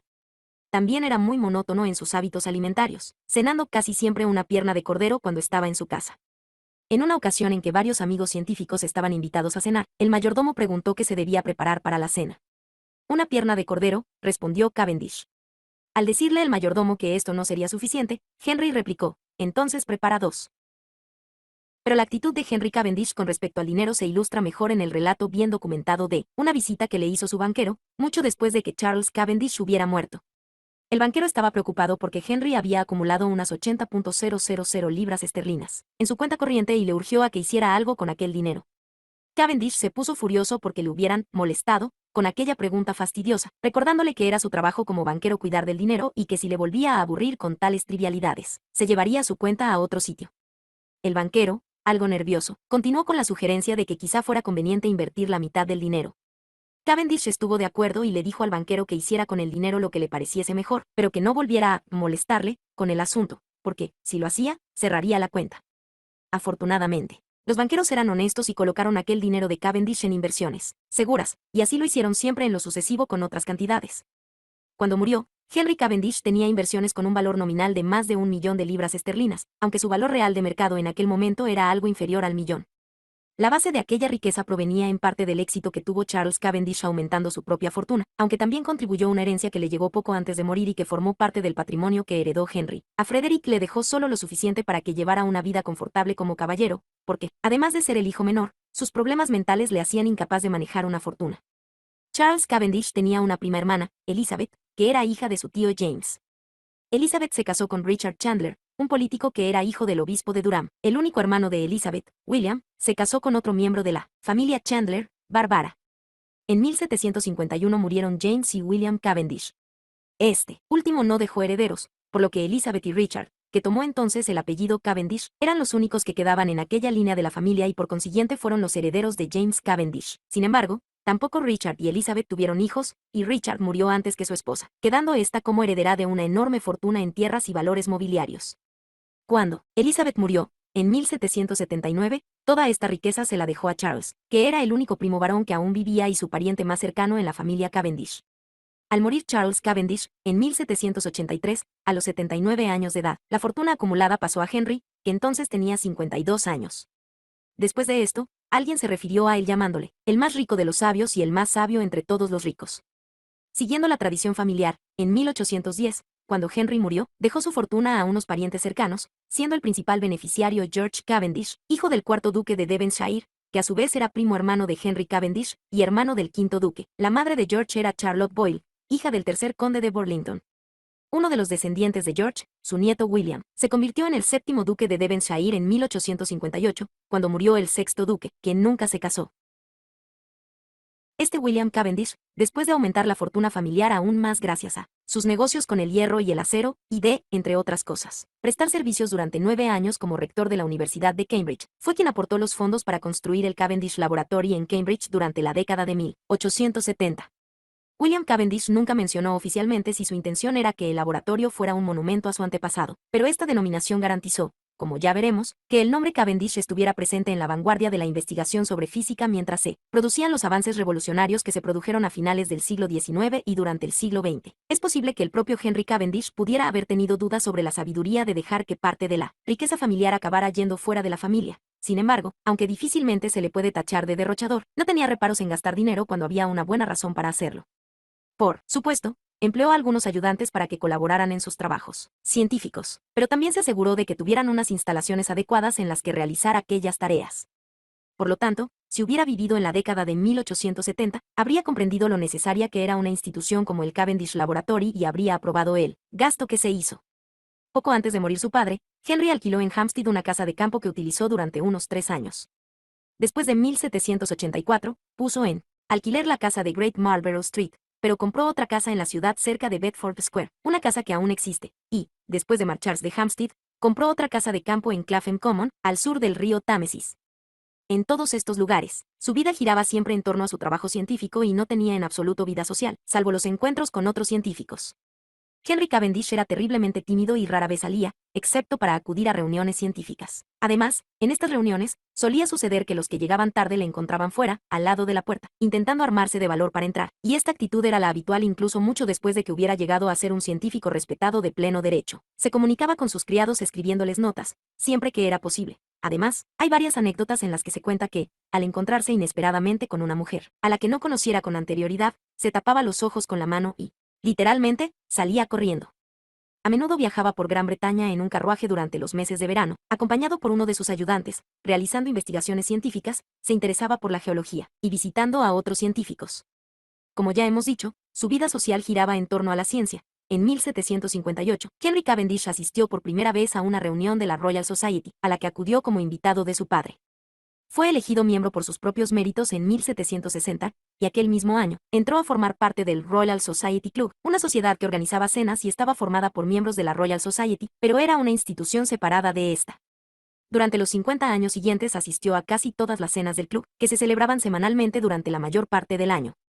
98 para hacemos una idea del valor del dinero en aquellos días, en una ocasión, por 3 chelines. Actualmente, 15 peniques, el menú incluyó 9 platos de carne, aves o pescado, 2 tartas de fruta, pudín de pasas, mantequilla y queso, además de vino, cerveza negra o limonada. 99. 98 no hay en absoluto pruebas que justifiquen el mito de que, en aquellas ocasiones, Charles Cavendish enviara a Henry a la cena dándole solo los pocos chelines que necesitaba para pagarla y ni un penique más. 99 Libro de actas del Royal Society Club, citado por John Nickel y M. C. Cornmarch. Las obras publicadas que consolidaron la reputación de Henry Cavendish como el más sabio entre todos los ricos fueron en realidad la punta del iceberg de sus actividades de investigación, ya que en la mayoría de los casos los resultados no se publicaron en vida a este científico. La totalidad de su obra fue de amplio espectro y habría podido tener también una profunda influencia en la física, especialmente en el estudio de la electricidad, si sus resultados se hubieran dado a conocer a sus contemporáneos. Sin embargo, la obra publicada versaba principalmente sobre química, disciplina en la que no fue menos influyente, y se encuadraba de lleno en la línea principal de los avances que se produjeron durante la segunda mitad del siglo XVIII. La primera investigación química de Cavendish de la que tenemos noticias fue llevada a cabo alrededor de 1764 e incluía un estudio sobre el arsénico. Sin embargo, estos resultados no se publicaron y no sabemos por qué Cavendish eligió concretamente esta sustancia para su investigación. No obstante, para ver en perspectiva cuáles fueron sus habilidades, hay que mencionar que en aquella época desarrolló un método para preparar ácido arsénico, que se utiliza todavía actualmente, al que también llegó Scheele de manera independiente en 1775 y que habitualmente se atribuye a este último, lo cual es correcto, dada la reticencia de Cavendish a publicar sus hallazgos. Pero, cuando Cavendish finalmente lo publicó en Philosophical Transactions en 1766, fue todo un éxito. Los estudios químicos de Henry Cavendish, su publicación en Philosophical Transactions, en realidad, Henry Cavendish, que para entonces tenía ya 35 años de edad, preparó un juego de 4 trabajos escritos conectados entre sí, en los que describía sus experimentos con diferentes gases o aires. Por alguna razón que no conocemos, solo los 3 primeros trabajos se publicaron realmente, pero contenían lo que fue probablemente el más importante de sus descubrimientos, que el aire, que se desprende cuando los metales reaccionan con ácidos, es una sustancia completamente distinta, diferente de cualquier otra cosa existente en el aire que respiramos. Este gas se conoce actualmente como hidrógeno, pero Cavendish, por razones obvias, lo llamó aire inflamable. Siguiendo la línea de Black, Cavendish realizó muchas pruebas cuantitativas minuciosas, entre otras la comparación de los tipos de explosiones que se producían cuando cantidades diferentes de aire inflamable se mezclaban con el aire ordinario y se inflamaban, o la determinación de la densidad del aire inflamable. Pensó que eran los metales que intervenían en la reacción los que liberaban este gas. Actualmente sabemos que procede de los ácidos, y lo identificó con el flogisto. Para Cavendish, aunque no todos sus contemporáneos pensaban igual, el hidrógeno era flogisto. Cavendish investigó también las propiedades del aire fijo, dióxido de carbono, descubierto por Priestley, realizando siempre mediciones precisas, pero sin afirmar nunca que los resultados tuvieran una exactitud mayor que la que permitía la precisión de los instrumentos de medición utilizados. En 1767, publicó un estudio sobre la composición química del agua mineral, pero a continuación, quizá motivado por la lectura de la History of Electricity de Priestley, que se publicó aquel año, parece ser que dio un giro a su investigación y se centró en la electricidad, publicando en Philosophical Transactions, en 1771, un modelo teórico basado en la idea de que la electricidad era un fluido. Esta publicación parece haber sido totalmente ignorada, aunque Cavendish continuó experimentando con la electricidad, no publicó más sobre el tema. Esto supuso una gran pérdida para la ciencia de la época, pero todos los hallazgos de Cavendish, por ejemplo, lo que luego sería la ley de Ohm, fueron reproducidos de manera independiente por generaciones posteriores de científicos, en este caso Ohm, y los comentaremos en su contexto más adelante. Sin embargo, vale la pena mencionar que en un conjunto de experimentos maravillosamente precisos, en los que se utilizaba una esfera conductora instalada concéntricamente dentro de otra esfera conductora y cargada, Cavendish demostró que la fuerza eléctrica cumple una ley del inverso del cuadrado, lo que luego sería la ley de Coulomb, con una precisión de hasta más menos 1%. A principios de la década de 1780, Cavendish volvió a dedicarse al estudio de los gases. Como dijo en la gran informe que reflejaba los resultados de este trabajo 100, los experimentos se hicieron, principalmente con intención de averiguar la causa de la conocida disminución de aire común que se observa en todos los procesos diversos en que dicho aire es flogistizado, y descubrir qué sucede con esa cantidad. 100 Philosophical Transactions, volumen 74, p. 119, 1784. De aire que desaparece en el transcurso de dichos procesos. Dicho con la terminología moderna, la razón por la que el aire disminuye cuando se produce en él una combustión es que el oxígeno del aire se combina con la materia que sufre la combustión, de tal forma que hasta un 20% del aire común puede quedar incorporado a un compuesto sólido o líquido. Sin embargo, aunque Priestley ya había descubierto el oxígeno y había comprobado que constituye aproximadamente una quinta parte del aire común, en la época en que Cavendish llevó a cabo estos nuevos experimentos, el proceso de la combustión estaba lejos de ser comprendido adecuadamente, y Cavendish, como muchos otros, pensó que en dicho proceso se añadía flogisto al aire, en vez de tomarse oxígeno del aire. Dado que Cavendish creía que su aire inflamable era el flogisto, resultaba natural que utilizara el gas que ahora llamamos hidrógeno en estos experimentos. La técnica que Cavendish usó era la que había inventado el pionero de la electricidad, Alessandro Volta, y que luego utilizó en sus experimentos John Bartier, un amigo de Priestley, que posteriormente realizó experimentos similares. Según esta técnica, mediante una chispa eléctrica se hacía explotar una mezcla de hidrógeno y oxígeno en un recipiente sellado de cobre o de cristal. Debido a que el recipiente estaba sellado, se podía pesar todo antes y después de la explosión, ya que solo la luz y el calor salían del recipiente, y se evitaba cualquier tipo de contaminación producida por otros materiales, cosa que hubiera sido imposible en caso de proceder al encendido mediante, por ejemplo, una vela. Puede que para los estándares modernos esta tecnología no resulte muy sofisticada, pero es otro ejemplo de cómo los avances de la ciencia dependían completamente de aquella tecnología perfeccionada. Bartier observó que el interior del recipiente de cristal quedaba cubierto de gotas. Después de la explosión, pero ni él, ni Priestley, que informó sobre los logros de Bartier, se dieron cuenta de lo que significaba esto. Estaban más interesados en la posibilidad de que el calor tuviera un peso que se escapara del recipiente al calentarse durante la explosión 101. Los experimentos de Bartier parecían poner de manifiesto esta pérdida de peso, pero a principios de 1781, unos experimentos mucho más cuidadosos llevados a 101. La famosa fórmula de Einstein igual a mc2 nos dice que la energía emitida se corresponde con una pérdida de peso, pero esta es demasiado pequeña para que pudiera medirse en aquellos experimentos. Cabo por Cavendish, que fue, dicho sea de paso, uno de los primeros partidarios de la idea de que el calor está asociado con el movimiento, demostraron que esto no era así. Es interesante ver lo que dijo sobre estos experimentos en el informe que publicó en 1784. En el último volumen del Dr. Priestley sobre experimentos, se relata uno del señor Bartier en el que se dice que, prendiendo eléctricamente una mezcla de aire inflamable y aire común en un recipiente cerrado de cobre que contenga aproximadamente 3 pintas, alrededor de unas 7 litros, se detectaba siempre una pérdida de peso, que por término medio venía a ser de 2 gramos, unos 130 mg. También se cuenta que, repitiendo el experimento en recipientes de cristal, el interior del cristal, aunque antes estuviera limpio y seco, se cubre de pequeñas gotas inmediatamente, lo cual confirma una opinión que él había mantenido durante mucho tiempo, según la cual el aire común deposita su humedad por flogistización. Dado que este último experimento parecía poder arrojar mucha luz sobre el tema que yo tenía en estudio, pensé que valía la pena examinarlo con más detalle. También el primer experimento, si no había errores en él, resultaba sumamente extraordinario y curioso, pero yo no conseguí el resultado que él mencionaba, aunque el recipiente que utilicé contenía una cantidad mayor que el del señor Bartier, concretamente 24.000 granos de agua, algo más de unas 5 kg, y aunque repetí el experimento varias veces con distintas proporciones de aire común y aire inflamable, nunca pude percibir una pérdida de peso de más de un quinto de grano, unos 13 miligramos, y la mayoría de las veces no observé pérdida alguna. En una nota a pie de página, Cavendish mencionaba que, desde que había llevado a cabo sus experimentos, Priestley había descubierto también que los intentos de reproducir los resultados de Bartier no tenían éxito. Utilizando la terminología moderna diríamos que Cavendish demostró que el peso del agua formada por la explosión era igual a la suma de los pesos de hidrógeno y oxígeno utilizados para dicha explosión. Pero no lo expresó de esta manera. Cavendish tardó tanto tiempo en llevar a la imprenta estos resultados porque eran solamente el comienzo de una serie de meticulosos experimentos en los que investigó los resultados de hacer explotar distintas proporciones de hidrógeno con aire y analizó cuidadosamente las gotas de líquido depositadas sobre el cristal. Fue especialmente prudente con esto, porque en algunos de sus primeros experimentos el líquido resultó ser ligeramente ácido. Sabemos actualmente que, si ponemos una cantidad de hidrógeno que es insuficiente para agotar todo el oxígeno contenido en el recipiente sellado, el calor de la explosión hace que el oxígeno sobrante se combine con el nitrógeno del aire para formar óxidos de nitrógeno, que forman la base del ácido nítrico. Sin embargo, finalmente Cavendish descubrió que con una cantidad suficiente de aire inflamado, siempre desaparecía la misma proporción de aire común y el líquido producido por la explosión era agua pura. Descubrió que 423 medidas de aire inflamable eran casi 102 suficientes para flogistizar 1.000 medidas de aire común, y que la cantidad de aire que quedaba después de la explosión era entonces muy poco más de los 4/5 del aire empleado. En experimentos anteriores había descubierto que el 28% del volumen del aire común es, dicho en la terminología moderna, oxígeno. Por lo tanto, la proporción entre los volúmenes del hidrógeno y el oxígeno gaseosos que se necesitaba para convertir toda la mezcla de gases en agua era, según sus cifras, 423, 208, que está dentro del 2% de error con respecto a la proporción 2:1, en que, según se sabe actualmente, estos gases se combinan.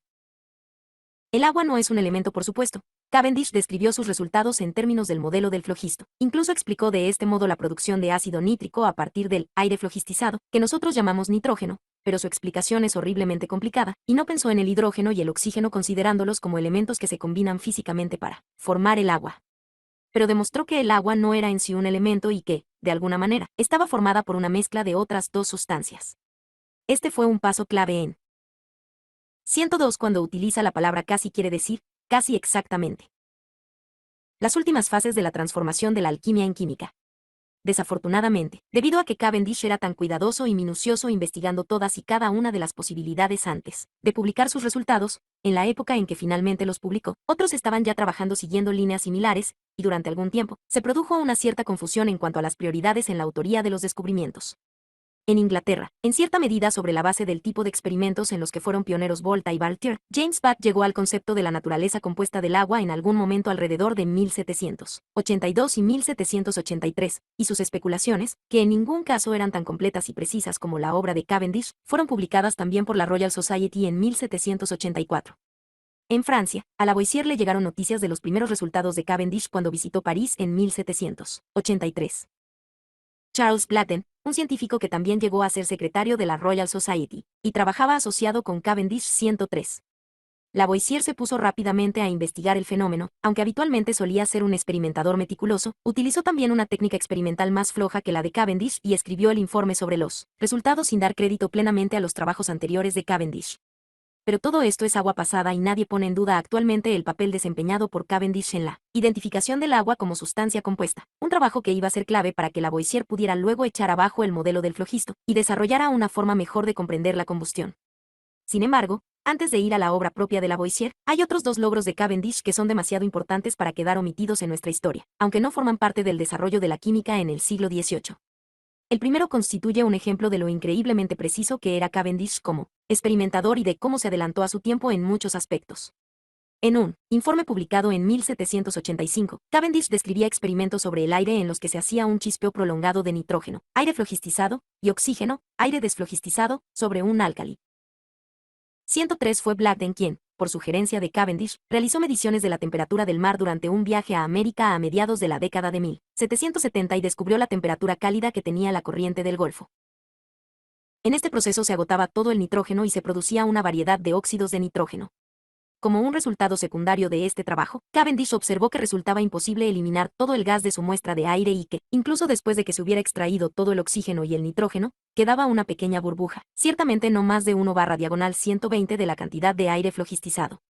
Cavendish atribuyó esto a un error experimental, pero de todas formas lo anotó, para dejar el informe completo. Más de un siglo después, este trabajo llamó la atención de William Ramsay, que trabajaba en el University College de Londres, y de Lord Rayleigh, que trabajaba en el Cavendish Laboratory de Cambridge. Hay relatos diferentes sobre cómo llegó este trabajo a llamar la atención de estos científicos. Ambos decidieron investigar la misteriosa burbuja de Cavendish, y en 1894 descubrieron un gas hasta entonces desconocido, el argón, que está presente en unas proporciones pequeñísimas, 0,93 por 100 o 1/107, en la atmósfera. Este trabajo le supuso la concesión del Premio Nobel, en 1904, en realidad 2 premios Nobel, ya que Rayleigh recibió el de física y a Ramsay le fue concedido el de química. Los premios Nobel nunca se conceden a título póstumo, pero, si esto fuera posible, es seguro que Cavendish habría sido incluido en esta lista de honor por sus trabajos realizados 120 años antes. El experimento de Cavendish. Pesar la Tierra. La última contribución de Cavendish que hemos de mencionar es también el último trabajo importante que llevó a cabo, el más famoso y el tema de su última publicación importante, que se leyó ante la Royal Society el 21 de junio de 1798, 4 meses antes de que Cavendish cumpliera 67 años. A una edad a la que la mayoría de los científicos han dejado de hacer contribuciones importantes, Cavendish, en una dependencia de su casa de Clapham Common, había pesado la Tierra. Lo que se conoció como el experimento de Cavendish fue en realidad concebido por John Michell, que fue durante mucho tiempo amigo de Cavendish, y de quien hablaremos en el próximo capítulo. Michell ideó el experimento y llegó a construir el equipamiento necesario para llevarlo a cabo, pero murió en 1793, antes de poder realizar el experimento por sí mismo. Todo el equipamiento científico de Michell fue heredado por su antiguo college, el Queen's de Cambridge, pero, dado que no había allí nadie competente para seguir trabajando en el proyecto de Michell de pesar la Tierra, Francis Wollaston, un profesor de Cambridge, se lo pasó a Cavendish. Puede que influyera el hecho de que uno de los hijos de Wollaston era vecino de Cavendish en Clapham Common, pero en cualquier caso estaba claro que Cavendish era el hombre adecuado para este trabajo. A pesar de su edad. El experimento era en principio muy sencillo, pero en la práctica requería una gran habilidad debido a que las fuerzas que había que medir eran pequeñísimas.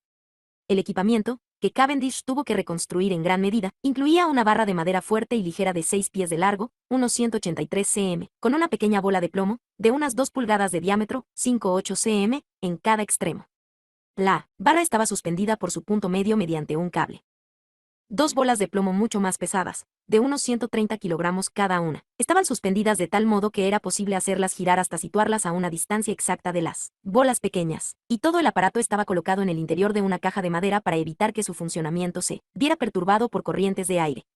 Debido a la atracción gravitatoria entre los grandes pesos y las pequeñas bolas, la barra giraba ligeramente en el plano horizontal hasta que la torsión del cable la hacía detenerse. Para medir la fuerza correspondiente a la amplitud de este giro, Cavendish llevó a cabo experimentos en ausencia de los grandes pesos y con la barra horizontal rotando hacia un lado y hacia otro como un péndulo horizontal. El aparato en su conjunto se llama balanza de torsión. A partir de todo esto, Cavendish calculó la fuerza de atracción ejercida entre uno de los pesos de unos 130 kilogramos y cada bola pequeña.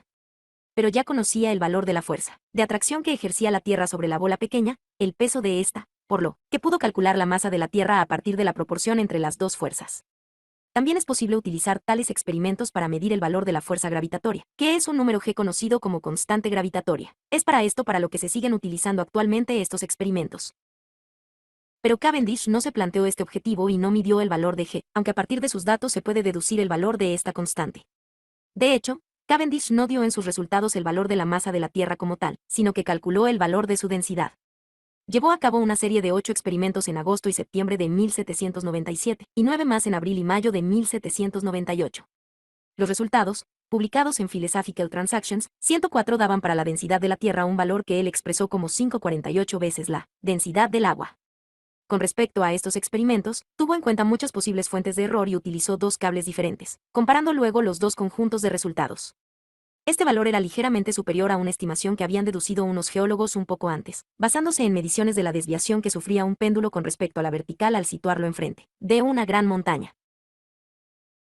Pero estos estudios dependían de que se averiguara la densidad de las rocas que formaban la montaña, y en una carta dirigida a Cavendish en 1798, James Sutton, irnos de los geólogos que participaron en este trabajo, dijo que había llegado a pensar que el valor dado por ellos había sido subestimado y que el verdadero valor de la densidad de la Tierra a partir de este método se situaba entre 5 y 6, 105 muchos años más tarde. Se observó que, a pesar de todo el cuidado que había puesto en su trabajo, Cavendish había tenido un pequeño despiste aritmético en sus cálculos y que el valor de la densidad de la Tierra debía ser, utilizando sus propios números, 5,45 veces la densidad del agua. El valor que se da actualmente para la densidad media de la Tierra, a partir de varias técnicas aplicadas para su cálculo, es 5,52 veces la densidad del agua, casi un 1% mayor que el valor de Cavendish después de proceder a corregirlo. La mejor analogía que conocemos para dar una idea de la precisión con que se hicieron estos experimentos está en un libro escrito por una de las personas que participó en ellos a finales del siglo XIX, el físico inglés John Poynting, 1852 a 1914. 106 en un informe sobre los experimentos que utilizaban la balanza vertical común para medir las fuerzas diminutas producidas al colocar una gran masa bajo un platillo de la balanza, decía lo siguiente. 104 volumen 88, p. 526, 1798. 105 citado por John Nickel y M. C. Cornmatch. 106 Ears, Cambridge University Press, Cambridge, 1913. Imaginemos una balanza lo suficientemente grande como para contener en un platillo toda la población de las Islas Británicas, y que se ha colocado en ese platillo a toda la población excepto un muchacho de talla mediana. Entonces, el aumento de peso que se ha de medir sería equivalente a medir el aumento debido a colocar al muchacho en el platillo con el resto de las personas. La precisión de la medición sería equivalente a observar si se ha quitado o no una de sus botas antes de subir al platillo.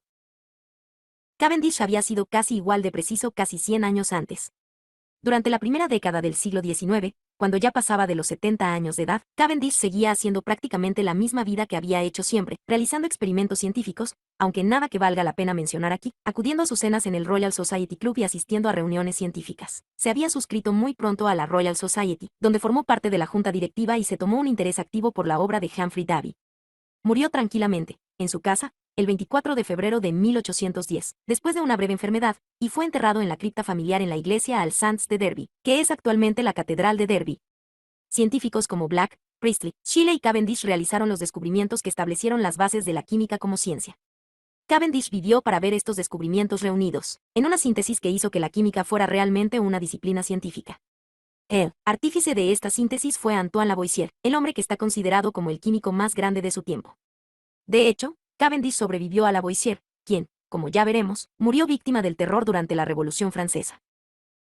Antoine Laurent Lavoisier, estudio del aire. Estudio del sistema respiratorio. Antoine Laurent Lavoisier nació en el seno de una familia católica en París el 26 de agosto de 1743, en el distrito conocido como el Merat.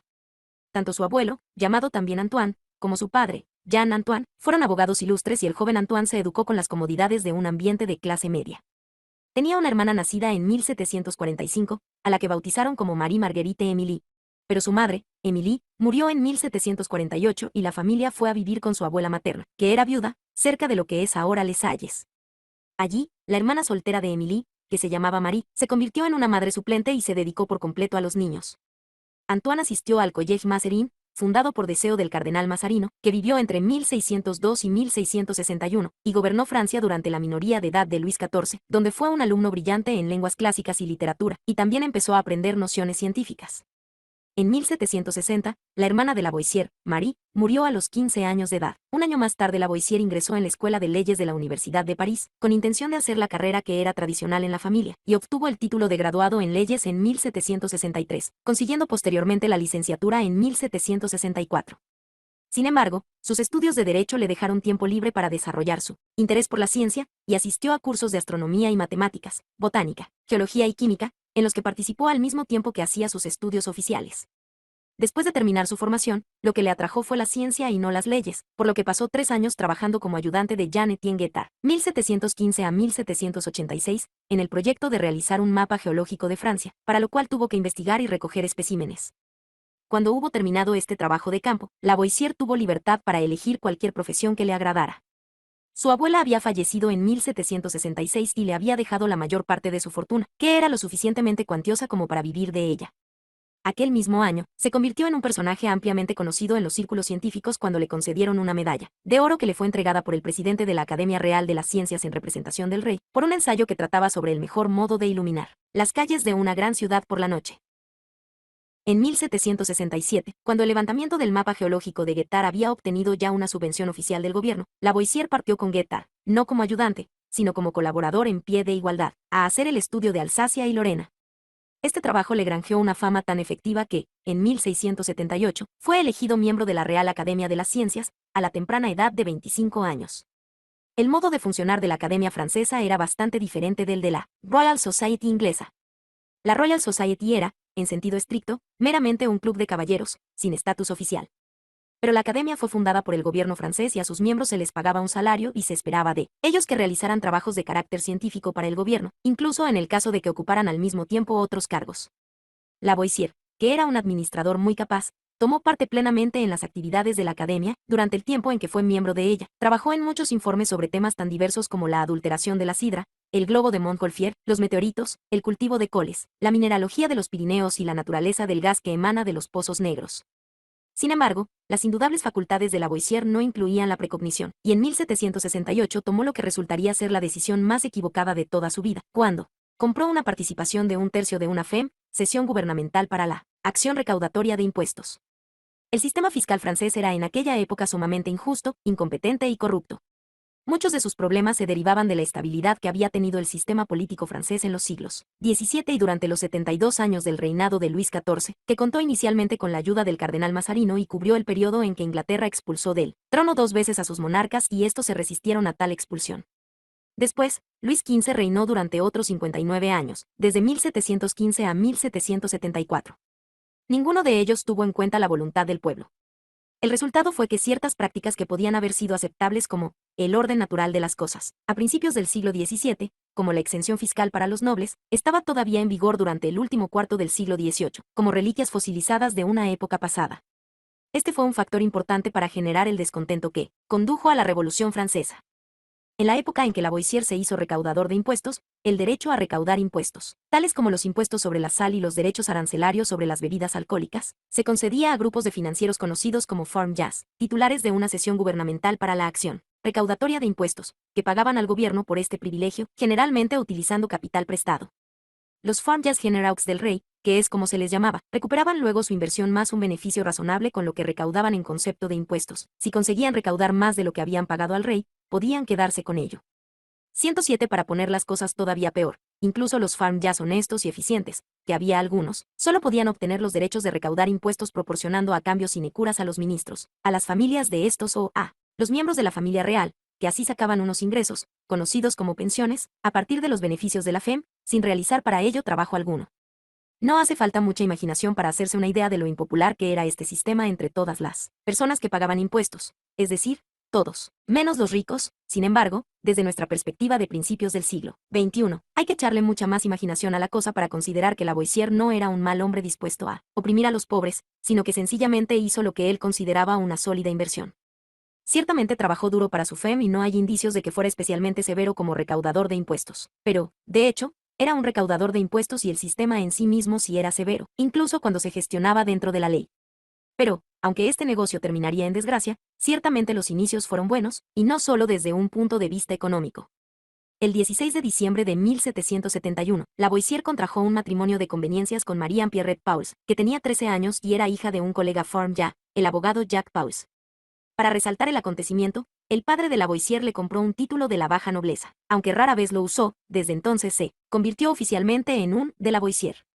Aunque no tuvieron hijos, parece ser que el matrimonio fue feliz y Marie se interesó apasionadamente por la ciencia, trabajando como ayudante de Lavoisier y colaborando con él en la tarea de tomar nota por escrito de sus experimentos. A finales de la década de 1760, Lavoisier había realizado ya un conjunto de 107 Las personas como Lavoisier no recaudaban realmente los impuestos, sino que estaban en la cima de la pirámide. Los farmyards empleaban a administradores y tipos duros para que realizaran el trabajo real. Experimentos que partían del meticuloso planteamiento de Black con respecto a la química, con el que finalmente se demostró que el agua no podía transformarse en tierra. Pero el trabajo por el cual Lavoisier es actualmente famoso comenzó en la década de 1770, después de su casamiento. Calentando diamantes mediante la luz solar concentrada a través de una enorme lente, 4 pies, irnos 122 centímetros, de diámetro y 6 pulgadas, alrededor de 15 centímetros, de espesor. Demostró en 1772 que el diamante es combustible, y hacia finales de aquel año había demostrado que el azufre con la combustión aumenta su peso, en vez de reducirlo. Fue su primer paso independiente hacia la idea moderna de combustión como un proceso en el que el oxígeno del aire se combina con la sustancia que sufre la combustión. Figura 23. Experimento de Lavoisier sobre la respiración humana, según un dibujo de Marie Lavoisier. Este fue el preludio de una larguísima serie de experimentos, entre los cuales figuraba un meticuloso estudio del aire fijo de Black y la producción de lo que actualmente conocemos como oxígeno a partir del calentamiento del óxido rojo de plomo utilizando la gran lente antes mencionada.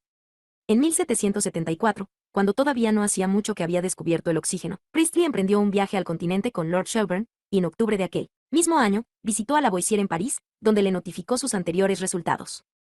A partir de noviembre de 1774, Lavoisier llevó a cabo sus propios experimentos siguiendo las líneas de investigación de Priestley.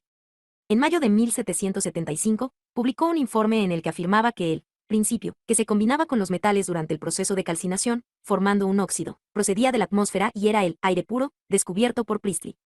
Fue por aquella época cuando Lavoisier comenzó a implicarse más en trabajos gubernamentales. Cuando Luis XVI accedió al trono en 1774, intentó reformar algunas de las prácticas administrativas corruptas que había heredado. Entre estas estaba el modo en que se suministraba pólvora al ejército y a la armada.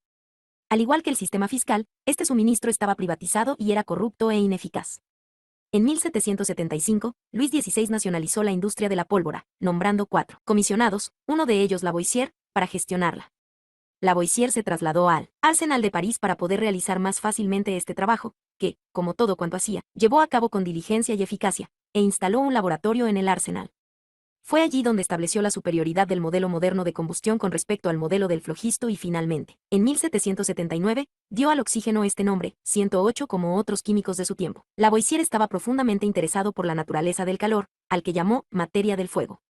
Después de llevar a cabo varios experimentos que demostraban que los animales, incluido el ser humano, durante la respiración convertían en aire fijo el oxígeno procedente del aire, llegó a la conclusión de que los animales mantienen su temperatura corporal mediante la conversión del oxígeno en aire fijo, del mismo modo que el carbón desprende calor cuando se quema. En principio, tenía razón, aunque, por supuesto, los procesos que generan el calor corporal son un poco más complicados que una simple combustión. Pero, ¿cómo pudo Lavoisier comprobar esta hipótesis? con el fin de probarla. A principios de la década de 1780 llevó a cabo algunos experimentos ingeniosos con un cobaya, realizándolos en colaboración con su colega de la Academia Pierre. 108. La palabra oxígeno viene del griego y significa generador de ácido. Lavoisier pensó equivocadamente que el oxígeno estaba presente en todos los ácidos. Laplace, cuya historia contaremos en el próximo capítulo. Colocaron el cobaya en un recipiente rodeado de hielo, todo ello dentro de otro recipiente de mayor tamaño. El conjunto se denomina calorímetro de hielo, y, después de 10 horas en aquel ambiente frío, el calor que desprendía el cuerpo del animal había fundido unos 359 gramos de hielo. Quemando pequeños trozos de carbón vegetal en un calorímetro de hielo, Lavoisier y Laplace averiguaron cuánto carbón había que quemar para fundir aquella cantidad de hielo. Luego, en una serie de experimentos hechos separadamente, midieron cuánto aire fijo producía con su respiración el cobaya durante 10 horas en reposo y cuánto aire fijo se producía quemando distintas cantidades de carbón. Llegaron a la conclusión de que la cantidad de aire fijo que producía con su respiración el cobaya habría sido la misma que la que producía la combustión del carbón vegetal que se quemaba, cuando se producía el calor suficiente para fundir 298 gramos de hielo. La coincidencia no era exacta, pero Lavoisier y Laplace eran plenamente conscientes de que el experimento era imperfecto y lo consideraron como una confirmación de que los animales se mantenían calientes convirtiendo lo que actualmente llamaríamos carbono, procedente de los alimentos, en lo que llamaríamos ahora dióxido de carbono, que expulsan al respirar, combinando el carbono con oxígeno procedente del aire, que inhalan en la respiración. Lavoisier y Laplace afirmaron que la respiración es por lo tanto una combustión, evidentemente muy lenta, pero por lo demás exactamente igual que la del carbón vegetal. Este descubrimiento fue un paso clave para situar a los seres humanos en su contexto como sistemas, aunque sean sistemas complicados, que obedecen las mismas leyes que las piedras que caen o las velas que arden. A finales del siglo XVIII, la ciencia había demostrado que no había necesidad de invocar nada ajeno al mundo conocido de la ciencia para explicar la producción del calor asociado a la vida, que genera el cuerpo humano, no se necesitaba el calor natural de Harvey. Coincidiendo en parte con su trabajo sobre la respiración, Lavoisier desarrolló aún más la teoría de la combustión, y en 1786 publicó lo que fue la demolición definitiva del modelo del flogisto en las Memoires de la Academia de la Ciencia, aunque todavía pasó un cierto tiempo hasta que se extinguieron los últimos partidarios del modelo del flogisto. Vale la pena ofrecer aquí el resumen que hizo Lavoisier de su informe en sus propias palabras, recordando que utilizaba la palabra aire para referirse a lo que nosotros llamaríamos gas 1. Se produce una auténtica combustión, una emisión de llama y luz, solo en la medida en que el cuerpo combustible esté rodeado por y en contacto con oxígeno. La combustión no puede producirse en ningún otro tipo de aire, ni en el vacío, y los cuerpos que están experimentando una combustión sumergidos en otro aire o en el vacío se apagan como si hubieran sido sumergidos en agua. 2. En toda combustión existe una absorción del aire en el que tiene lugar dicha combustión. Si este aire es oxígeno puro, puede ser absorbido completamente, si se toman las debidas precauciones. 3. En toda combustión hay un aumento de peso en el cuerpo que se está quemando, y este aumento es exactamente igual al peso del aire que se ha absorbido. 4. En toda combustión se desprende calor y luz. Ya hemos mencionado cómo Charles Blackden dio a Lavoisier información sobre el trabajo de Henry Cavendish sobre la composición del agua. Ahora podemos ver la naturalidad con que esto encajaba en el modelo de combustión de Lavoisier, aunque sus experimentos iniciales con la combustión del hidrógeno fueron menos precisos que los de Cavendish. No dice nada a favor de Lavoisier el hecho de que no reconociera el mérito debido a Cavendish cuando publicó por primera vez sus propios resultados, pero lo importante es que Lavoisier, y no Cavendish, fue la primera persona que observó que el agua es una sustancia compuesta formada por una combinación de aire inflamable y oxígeno del mismo modo que el aire fijo está formado por una combinación de carbono y oxígeno. La primera tabla de los elementos, Lavoisier da nuevas denominaciones a los elementos. Publica Wright Elementaire de Chimie. Lavoisier resumió todos los trabajos de química que hizo durante su vida en un libro titulado Traité Elementaire de Chimie, Tratado Elemental de Química, publicado en 1789, el año de la toma de la Bastilla. Hubo muchas traducciones y reediciones de este libro, que fijaba los fundamentos de la química como una disciplina genuinamente científica y que los químicos suelen considerar como el equivalente en química de lo que fueron los principios de Newton para la física. Al mismo tiempo que proporcionaba amplias descripciones de las técnicas utilizadas en la química, incluido el tipo de equipamiento utilizado y el tipo de experimentos realizados, Lavoisier aportó la definición más clara de lo que es un elemento químico, poniendo por fin en práctica la idea que había tenido Robert Boyle durante la década de 1660, relegando definitivamente los 4 elementos de los antiguos griegos al cubo de la basura de la historia, y ofreciendo la primera tabla de los elementos que, aunque muy incompleta, se puede considerar como la base a partir de la cual ha surgido la moderna tabla de los elementos. 109 también formuló claramente la ley de la conservación de la masa, desterró algunas denominaciones antiguas, tales como aire flogistizado, aire inflamable y aceite de vitriolo, y las sustituyó por nombres basados en un sistema de nomenclatura lógico, como oxígeno, hidrógeno y ácido sulfúrico, introduciendo un modo lógico de nombrar a los componentes, como, por ejemplo, a los nitratos. Al dar a la química un lenguaje lógico, facilitó enormemente la tarea de los químicos a la hora de comunicarse los descubrimientos unos a otros. Verdaderamente, la obra maestra de Lavoisier, aunque es uno de los más importantes libros científicos que se han publicado jamás, no entra del todo en la misma categoría que la obra maestra de Newton. Sin embargo, su publicación, en la medida en que es posible establecer hitos, marca el momento en que la química se libró de los últimos vestigios de la alquimia y se convirtió en algo reconocible como una forma ancestral de la disciplina científica que conocemos hoy en día con tal nombre. Lavoisier tenía 46 años cuando se publicó su gran libro y es bastante posible que no hubiera hecho ya ninguna otra contribución importante a la ciencia, después de esta, aunque hubiera tenido la suerte de vivir tiempos menos turbulentos. Pero, hacia el principio de la década de 1790, los acontecimientos políticos que se produjeron en Francia fueron responsables de que Lavoisier tuviera cada vez menos tiempo para dedicarse a la ciencia. 109. Sin embargo, Lavoisier cometió un desliz al introducir el calórico, el elemento del calor, en su tabla, junto con otros como el oxígeno, el hidrógeno, el carbono, el azufre, el oro y el plomo. Figura 24. Portada del Traité Elementaire de Chimie de Lavoisier, 1789. Lavoisier estaba implicado activamente en el gobierno, inicialmente como resultado de haber comprado una propiedad, que incluía un castillo y una granja, que él utilizó para experimentar con la agricultura aplicando métodos científicos, en Frechines, en la provincia de Orleans. Aunque técnicamente era un miembro modesto de la nobleza, por si fuera poco en 1787 fue elegido miembro de la Asamblea Provincial de Orleans. Como representante del tercer estado, los otros dos eran el clero y la nobleza. Políticamente era lo que actualmente llamaríamos un liberal y un reformador, que intentó inútilmente crear un sistema fiscal más justo para aquella provincia. En mayo de 1789, Lavoisier escribió a sus colegas de la Asamblea Provincial: la desigualdad en los gravámenes no puede ser tolerada, salvo que sea a expensas de los ricos.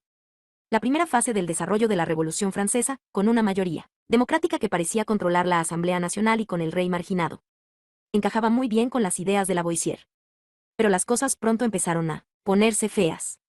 Aunque Lavoisier continuó prestando servicios al gobierno en la Comisión de la Pólvora y en otras actividades, cayó bajo sospecha acusado injustificadamente de que la comisión había estado llenándose los bolsillos a expensas del dinero público. De hecho, en gran medida gracias a las reformas llevadas a cabo por la comisión, Francia dispuso de suficiente pólvora de buena calidad para emprender las guerras napoleónicas. Pero lo que era más serio y podía estar más justificado es que estaba también marcado por el odio generalizado hacia los farm-jazz. A pesar de todas estas dificultades, Lavoisier siguió trabajando diligentemente por cuenta del gobierno, a pesar de que la naturaleza de este estaba cambiando. Desempeñó un papel importante en la planificación de la reforma del sistema educativo francés. En 1790, fue nombrado miembro de la comisión que, finalmente, iba a implantar el sistema métrico. Pero nada de esto le favoreció cuando ciertos elementos de la administración jacobina decidió dar un castigo ejemplar a los antiguos farm-jazz. Lavoisier era uno de los 28 farm-jazz, unos honestos y otros corruptos, que fueron guillotinados el 8 de mayo de 1794. Aquel día él era el cuarto en la lista que se había confeccionado para las ejecuciones, y su suegro, Jacques Pauls, era el tercero. En la época en que estas ejecuciones se llevaron a cabo, Joseph Priestley navegaba por el mar en camino hacia el exilio en América. Así terminó una época brillante de la química.